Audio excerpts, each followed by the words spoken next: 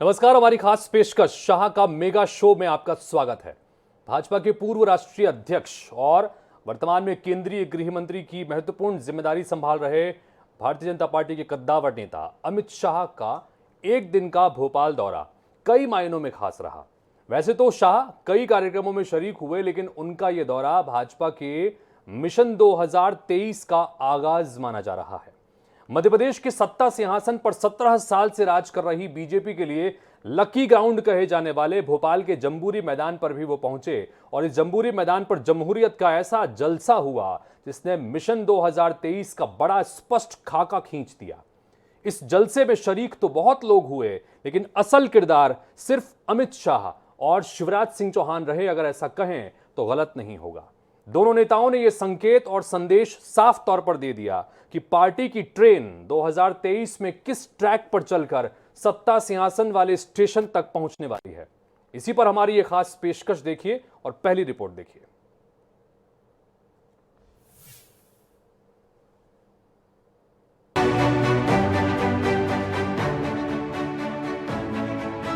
कभी भाजपा की पहली पंक्ति के नेता रहे आरिफ बेग के चुनावी भाषणों की शुरुआत एकदम अलग अंदाज में जनता को मेरे मुल्क के मालिकों के संबोधन से होती थी। वर्षों बाद भाजपा का वही अंदाज भोपाल के जम्बूरी मैदान में देखने को मिला। पार्टी के पूर्व राष्ट्रीय अध्यक्ष और देश के गृह मंत्री अमित शाह ने उसी अंदाज में तेंदुपत्ता मजदूरों के लिए योजनाओं का ऐलान करते हुए उन्हें जंगल का मालिक करार दिया। अमित शाह जैसे मंझे हुए राजनेता के इस ऐलान ने साबित कर दिया कि जम्बूरी मैदान का जलसा सिर्फ वन ग्रामों को राजस्व ग्रामों में बदलने की घोषणा करने का जलसा नहीं था। इस चिलचिलाती गर्मी में प्रदेश भर से तेंदुपत्ता मजदूर कहे जाने वाले आदिवासियों को ढोकर लाने का मकसद उन्हें सिर्फ ये बताना नहीं था कि उन्हें कितना लाभांश दिया जा रहा है, बल्कि उन्हें यह बताना था कि भाजपा की शिवराज सरकार उन्हें जंगल का मालिक बना रही है। इस बहाने उनकी नब्ज टटोलनी थी कि 2013 के विधानसभा चुनाव में एसटी की 47 में से 32 सीटें भाजपा को देने वाले आदिवासियों ने 2018 में 47 में से 32 सीटें कांग्रेस की झोली में क्यों डाल दी। भाजपा की सीटें 32 से घटकर 16 कैसे रह गई। नब्ज टटोलने के बाद दवा भी शुरू हो गई और लाखों तेंदुपत्ता मजदूर आदिवासियों को जंगल का मालिक बना दिया गया। मित्रों, पहली बार देश में कोई राज्य सरकार जंगलों का मालिक मेरे आदिवासी भाइयों को बनाने का काम कर रही है। आज तक जंगलों की मालिकी अंग्रेजों के समय से सरकारों के पास रहती थी। पहली बार जंगल से जो भी कमाई होती है, चाहे वो कीमती से कीमती सागवान की लकड़ी क्यों न हो, इसका 20% हिस्सा वन समिति के हाथ में सौंपकर आपको इसका सीधा मालिक बनाने का फैसला किया। मुख्यमंत्री शिवराज सिंह चौहान का मुकाबला इस मामले में कोई नहीं कर सकता। जम्बूरी मैदान का जलसा उनके ही द्वारा खींचे गए खाके की हकीकत है। उन्हें इस बात का अफसोस है कि पिछले चुनाव में आदिवासियों की थोड़ी सी नाराजगी ने उन्हें सत्ता से बेदखल कर दिया। अगर प्रदेश के आदिवासी मतदाताओं ने 2013 की ही तरह सीटें भाजपा की झोली में डाली होती तो भाजपा को लगातार चौथी बार सत्तारूढ़ होने के लिए इतना इंतजार और इतनी कवायद नहीं करनी पड़ती। इसलिए उन्होंने आदिवासियों की नाराजगी को दूर करने के लिए हर संभव कोशिश शुरू कर दी। जम्बूरी मैदान पर अमित शाह की मौजूदगी में शिवराज सिंह चौहान ने आदिवासियों को भरोसा दिलाया कि जमीन और जंगल दोनों उनके हैं। इसलिए मुख्यमंत्री तेंदुपत्ता बोनस के बारे में बताया गया। उन्होंने वन ग्राम में रहने वालों को प्राकृतिक आपदा पर मुआवजा देने के ऐलान किया। जंगल बदलने की प्रक्रिया ग्राम सभा को सौंपने की घोषणा की। मुख्यमंत्री ने आदिवासियों के साथ साथ अमित शाह को भी भरोसा दिलाया कि मध्य प्रदेश सरकार आदिवासियों के साथ पूरी शिद्दत से खड़ी है। इसलिए पेसा एक्ट के बारे में विस्तार से बताया। 9 महीना पहले अमित भाई आए थे जबलपुर, याद होगा मेरे आदिवासी भाई और बहनों को। तब जबलपुर में हमने कहा था 14 फैसले किए थे जो आदिवासी भाई बहनों की, जनजाति भाई बहनों की जिंदगी बदलने वाले थे। आज मैं गर्व के साथ ये कह रहा हूं कि जो फैसले हमने जबलपुर में किए थे, एक एक करके क्रियान्वित कर रहे हैं, जमीन पे उतार रहे हैं और आपकी जिंदगी बदलने का काम कर रहे हैं। मुख्यमंत्री शिवराज सिंह चौहान आदिवासियों की नब्ज टटोलने का काम कोई पहली बार नहीं कर रहे हैं। चौथी बार सीएम बनने के बाद ये उनका एजेंडा बन गया है। इसलिए अमित शाह के इस दौरे से करीब 6 महीने पहले पिछले साल नवंबर में वे प्रधानमंत्री नरेंद्र मोदी को इसी मैदान पर आदिवासियों के भगवान बिरसा मुंडा की जयकार कर चुके हैं। ये कवायद निश्चित ही आदिवासियों का दिल पसीजने में कारगर होगी और जम्बूरी मैदान एक बार फिर भाजपा और शिवराज के लिए लकी साबित होगा। अजय त्रिपाठी, INS 24/7, भोपाल।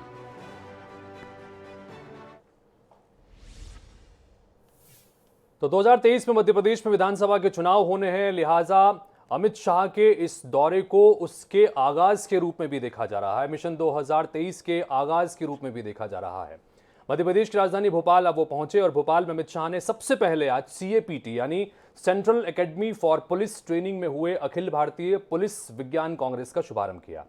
इस दौरान अमित शाह ने बड़ी घोषणा करते हुए भोपाल में फॉरेंसिक यूनिवर्सिटी बनाने का ऐलान किया। वहीं पुलिस को मॉडर्नाइज करने के लिए अमित शाह ने इस तरह के आयोजनों को बेहद जरूरी भी बताया।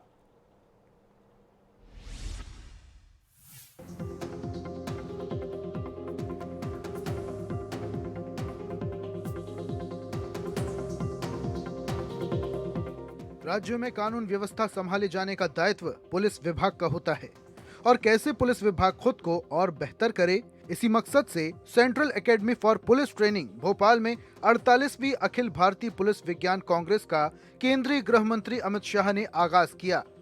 इस दौरान अमित शाह ने मध्य प्रदेश में विकास के लिए मुख्यमंत्री शिवराज सिंह चौहान की तारीफ की। वहीं पुलिस के मॉडर्नाइजेशन को जरूरी बताते हुए अमित शाह ने बड़ी घोषणा करते हुए भोपाल में फॉरेंसिक साइंस यूनिवर्सिटी बनाने की घोषणा की। उन्होंने ये भी कहा कि अब अंग्रेजों की डंडा मार पुलिस नहीं चलेगी, नॉलेज, सबूत और तर्कपूर्ण पुलिसिंग जरूरी है।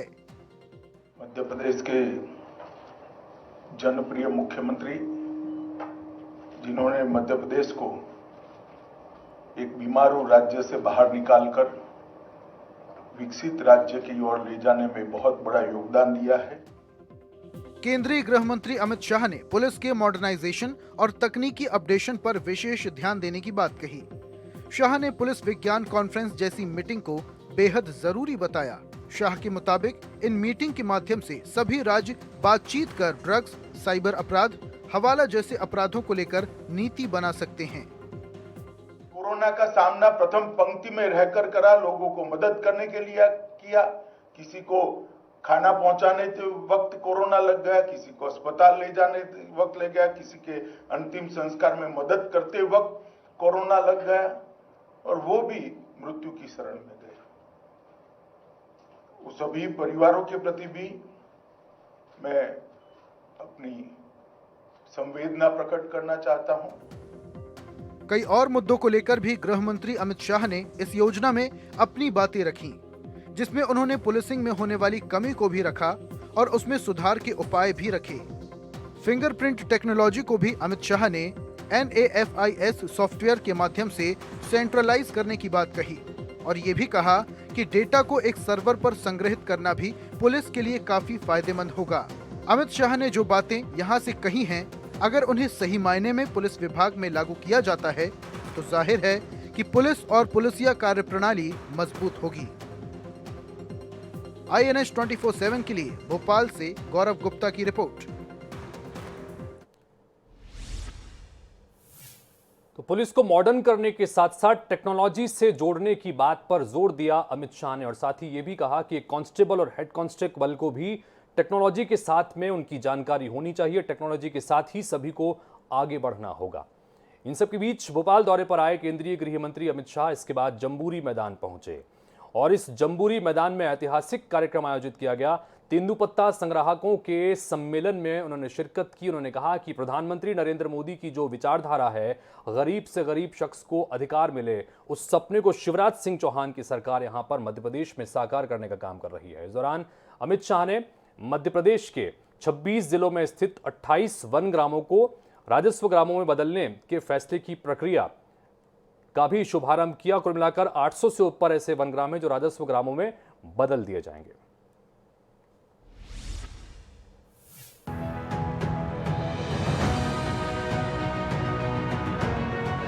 केंद्रीय गृह मंत्री अमित शाह ने मुख्यमंत्री शिवराज सिंह चौहान की तारीफ की। उन्होंने कहा कि देश में ऐसा पहली बार है जब किसी सरकार ने आदिवासियों को जंगल का मालिक बनाया है। शिवराज का ये कदम अनुकरणीय है। अमित शाह ने मध्य प्रदेश के 26 जिलों में स्थित 28 वन ग्रामों को राजस्व ग्रामों में बदलने के निर्णय की प्रक्रिया का शुभारंभ किया। शाह और मुख्यमंत्री ने वन समितियों का सम्मेलन, इस कार्यक्रम में हितग्राहियों को तेंदुपत्ता के लाभांश का वितरण किया। इस मौके पर केंद्रीय गृह मंत्री ने कहा कि आज एक ही बार में 827 वन ग्रामों को राजस्व ग्रामों में बदला जा रहा है। ये आपके जीवन में बहुत बड़ा परिवर्तन लाने का फैसला है। राज्य में हमारा भी हिस्सा है। इस अधिकार के साथ आज यहाँ से जा रहे हैं।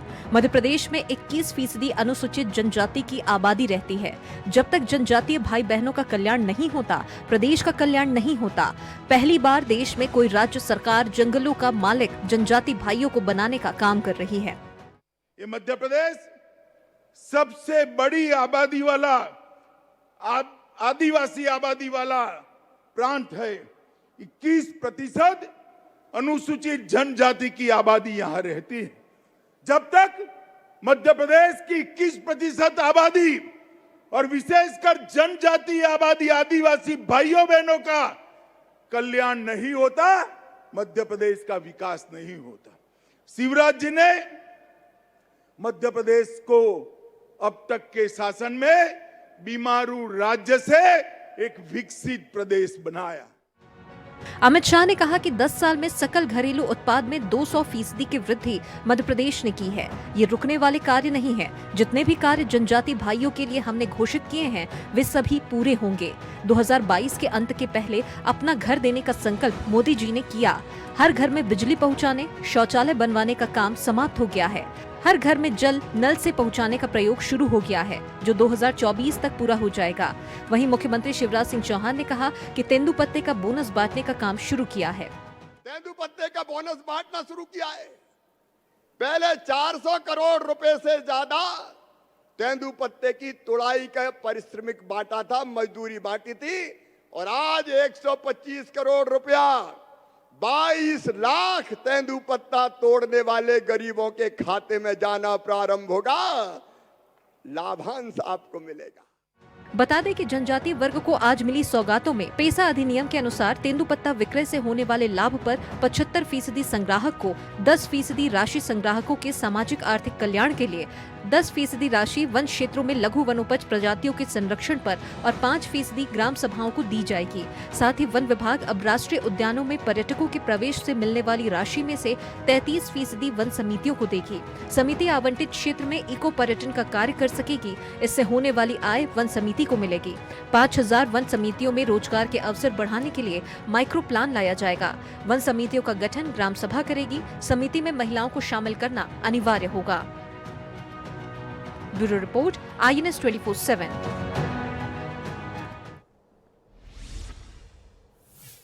जम्बूरी मैदान में आयोजित वन समितियों के इस सम्मेलन को संबोधित करने के बाद गृह मंत्री अमित शाह ने कार्यक्रम स्थल में लगाई गई प्रदर्शनी का भी अवलोकन किया।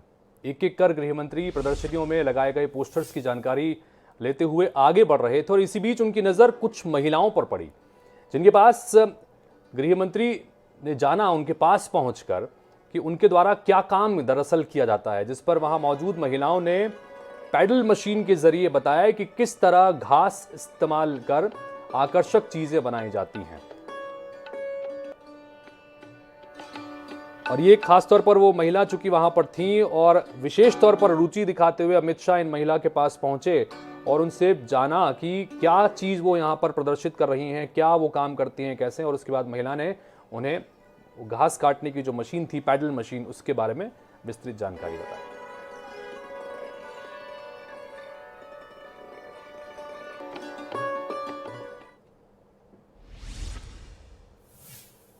तो केंद्रीय गृह मंत्री अमित शाह इसके बाद भोपाल में एक रोड शो के दौरान मुस्लिम महिलाओं ने उनका फूलों से स्वागत किया। दरअसल जब जम्बूरी मैदान का कार्यक्रम खत्म हुआ उसके बाद अमित शाह भारतीय जनता पार्टी के दफ्तर की तरफ निकले तो एक शानदार रोड शो निकाला गया और भारी भीड़ इस दौरान वहां पर मौजूद रही और तमाम कार्यकर्ताओं के साथ साथ आम लोगों ने भी इस रोड शो में केंद्रीय मंत्री अमित शाह का स्वागत तो किया, लेकिन खास बात यह थी कि महिलाएं, मुस्लिम महिलाएं भी बड़ी संख्या में, तस्वीरों में आप देख पा रहे हैं, वहां पर मौजूद थीं और बाकायदा फूलों की बरसा कर उन्होंने स्वागत किया। 3 तलाक कानून के लिए प्रधानमंत्री नरेंद्र मोदी को धन्यवाद दिया कि 3 तलाक कानून को जो खत्म किया गया, खासतौर पर मुस्लिम महिलाएं यहां पर इस बात को लेकर उनका स्वागत करने के लिए मौजूद थी। महिलाएं अपने हाथों में इसकी तख्तियां लिए भी खड़ी हुई थी। इस दौरान भाजपा महिला मोर्चा की कार्यकर्ताओं ने भी भगवा रंग की पगड़ी पहनी हुई थी। उन्होंने हिंदुत्व का संदेश देते हुए अमित शाह का स्वागत किया। राजधानी भोपाल में 2 किलोमीटर लंबे इस रोड शो के दौरान अमित शाह का भव्य स्वागत किया गया। स्वागत कार्यक्रम के दौरान उनके साथ मुख्यमंत्री शिवराज सिंह चौहान भी मौजूद थे। थोड़ी दूर तक अमित शाह ने गाड़ी के बाहर से अभिवादन भी स्वीकार किया। 3 तलाक से मुक्ति के लिए धन्यवाद देने के लिए रोड शो के दौरान जगह जगह मंच बनाए गए थे। बीजेपी ऑफिस से थोड़ी दूरी पर अल्पसंख्यक मोर्चे ने एक मंच भी बनाया था। इसी मंच पर बड़ी संख्या में मुस्लिम महिलाओं ने अमित शाह का स्वागत किया। उनके हाथ में शिवराज सरकार की योजनाओं से जुड़ी तख्तियां थी। इसके अलावा 3 तलाक से मुक्ति के लिए भी वो सरकार का शुक्रिया अदा करती नजर आई। बुर्का पहने इन महिलाओं ने पीएम मोदी को भी धन्यवाद दिया। 2 किलोमीटर लंबे रोड शो के दौरान सड़क के दोनों तरफ भारी भीड़ थी। तुलसी टावर से शुरू हुआ रोड शो बीजेपी दफ्तर पर जाकर खत्म हुआ। तो कुल मिलाकर जिस तरह से स्वागत किया गया है अमित शाह का इस दौरे के दौरान भोपाल में, ये कई मायनों में बड़ा महत्वपूर्ण रहा। अमित शाह का भोपाल में प्रधानमंत्री जैसा दरअसल स्वागत किया गया। अमूमन जिस तरह की तैयारियां प्रधानमंत्री के कार्यक्रमों के लिए की जाती हैं, ठीक उसी तरह की तैयारियां केंद्रीय गृह मंत्री के कार्यक्रम के लिए भी की गई। मध्य प्रदेश सरकार और पार्टी ने अमित शाह को देश के पहले गृह मंत्री सरदार वल्लभ भाई पटेल के समकक्ष लौह पुरुष के रूप में स्थापित करने का प्रयास भी कहीं न कहीं इस पूरे कार्यक्रम के जरिए किया, क्योंकि जिस तरह की तैयारियां यहां पर की गई थी उससे कम से कम ये माना जा सकता है। जो भी प्रचार उनके स्वागत के लिए किया गया उसमें जम्मू कश्मीर में धारा 370 को समाप्त कर इतिहास रचने को केंद्र में रखा गया। कुछ प्रचार सामग्री में यह लिखा भी गया कि भारत मां का लाल शेर आ रहा है भोपाल। कुल मिलाकर ये अलग अलग तैयारियां थी जिसके जरिए आज भोपाल एक अलग रंग में रंगा हुआ नजर आया। केंद्रीय गृह मंत्री के रूप में ऐसा रुतबा और मेगा शो अभी तक देश के किसी भी नेता को हासिल नहीं हुआ है, प्रधानमंत्री के इतर अगर हम बात करें तो। लिहाजा इसलिए अमित शाह के इस दौरे को ऐतिहासिक बनाने में मध्य प्रदेश की शासन प्रशासन ने भी जबरदस्त तरीके से अपनी तरफ से तैयारी की थी।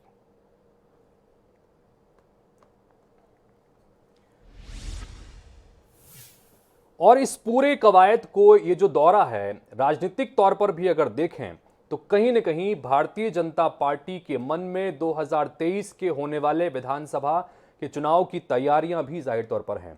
2018 में जब विधानसभा के चुनाव हुए थे तो सत्ता छिटक गई थी भारतीय जनता पार्टी के हाथ से, और इस सत्ता के छिटकने में सबसे महत्वपूर्ण जिस वोट बैंक की भूमिका थी वो था आदिवासी वोट बैंक। 2013 के विधानसभा चुनाव में जिन आदिवासियों ने भर भर कर बीजेपी को वोट दिया था, 2018 के चुनाव में यही आदिवासी vote bank Bharatiya Janata party से छिटक गया और सत्ता जो भारतीय जनता पार्टी के पास में 15 साल से थी वो दूर चली गई। हालांकि फिर से सत्ता मिली और फिर से सत्ता पे आने के बाद अब कोशिशें यही है कि ये जो नाराजगी उस समुदाय की है, उस वोट बैंक की है, उसको किस तरह से दूर किया जाए। तो जम्बूरी मैदान में आयोजित इस सम्मेलन के जरिए जहां आदिवासी वोट बैंक पर सत्ताधारी पार्टी ने फोकस किया, तो वहीं पदाधिकारियों के साथ बैठक में संगठन को चमकाने की कवायद भी देखने को मिली। इसे 2023 में होने वाले विधानसभा चुनाव के नजरिए से बेहद अहम माना जा रहा है।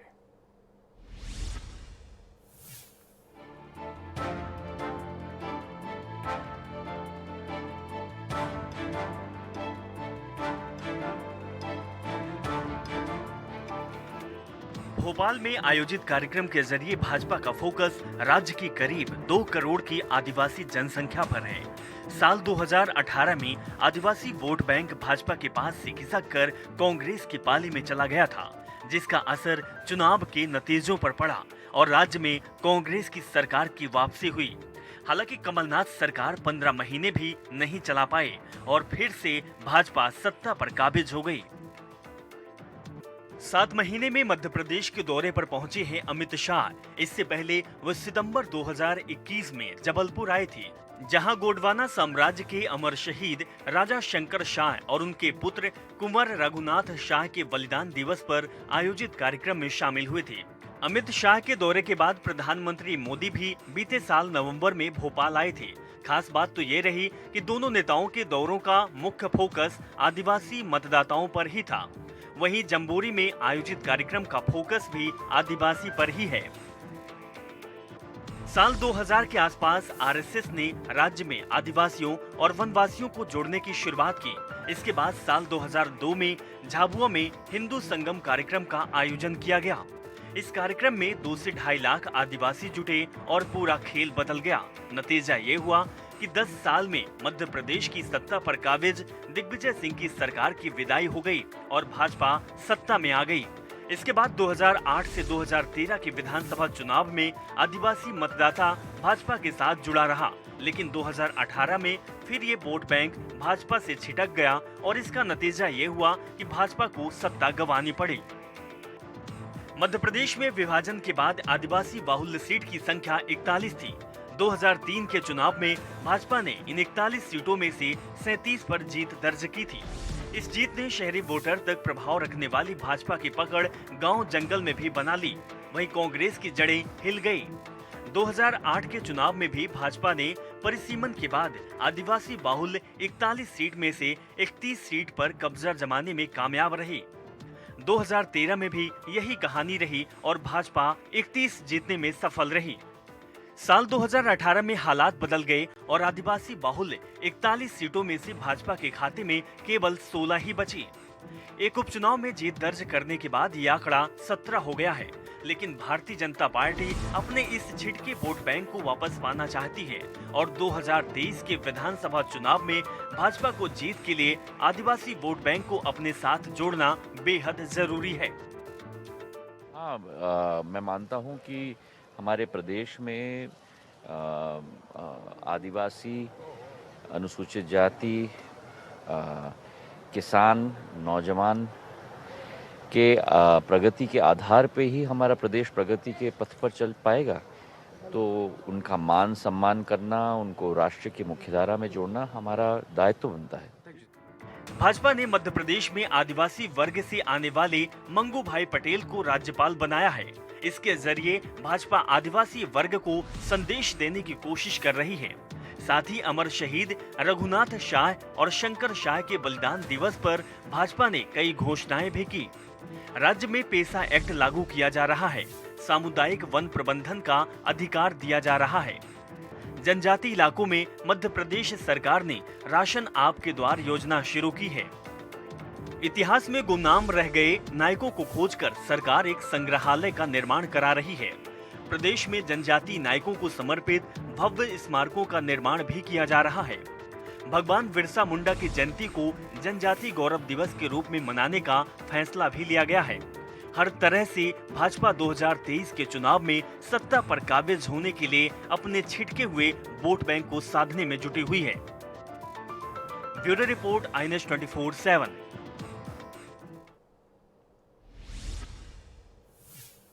तो तमाम अलग अलग कार्यक्रमों के बाद रोड शो हुआ और उस रोड शो के बाद गृह मंत्री अमित शाह भाजपा के दफ्तर पहुंचे, जहां उन्होंने भाजपा कोर कमेटी की एक महत्वपूर्ण बैठक ली। इस बैठक में पार्टी के 16 वरिष्ठ नेता मौजूद रहे। केंद्रीय गृह मंत्री अमित शाह की मौजूदगी में आगे की रणनीति को लेकर मंथन हुआ, तो वहीं बूथ विस्तारक अभियान को लेकर भी प्रेजेंटेशन दिया गया। मुख्यमंत्री शिवराज सिंह चौहान, प्रदेश प्रभारी संगठन महामंत्री भी चर्चा में शामिल हुए। इस दौरान संगठन ने अमित शाह को चुनावी तैयारियों की जानकारियां भी दी। कुल मिलाकर छोटी छोटी 2 बैठक हुई, जिसमें एक बीजेपी कोर कमेटी के 16 मेंबर्स के साथ साथ एक बैठक थी और उसके बाद संगठन से जुड़े हुए जो महत्वपूर्ण चेहरे हैं उनको लेकर भी मंथन किया गया और संगठन की तरफ से जो फीडबैक है 2023 के विधानसभा चुनाव से संबंधित वो जानकारियां भी अमित शाह को दी गई।